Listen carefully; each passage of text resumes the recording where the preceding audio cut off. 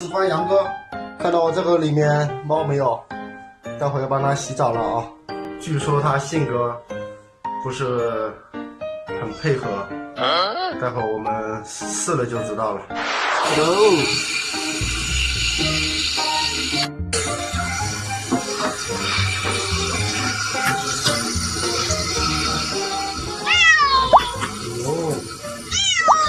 好了。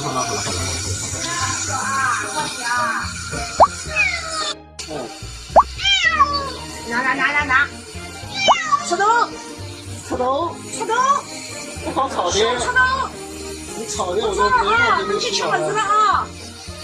哎，打火了吃粉子了啊！手给我。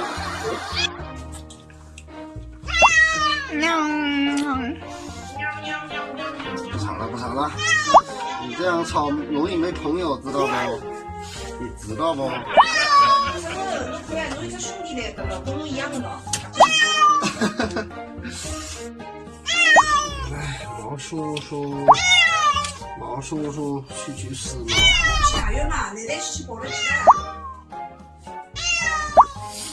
妈，我来忙。看到没有？这是我们新发明的，给猫洗吹风用的，帅不帅？它想动也动不了。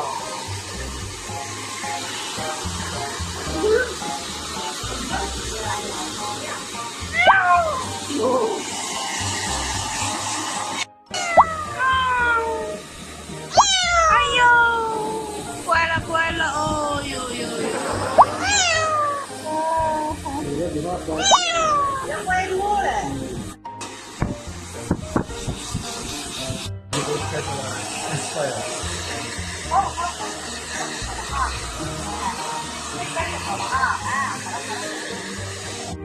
哎，我也发现这样抓了都没声音了。看到没有？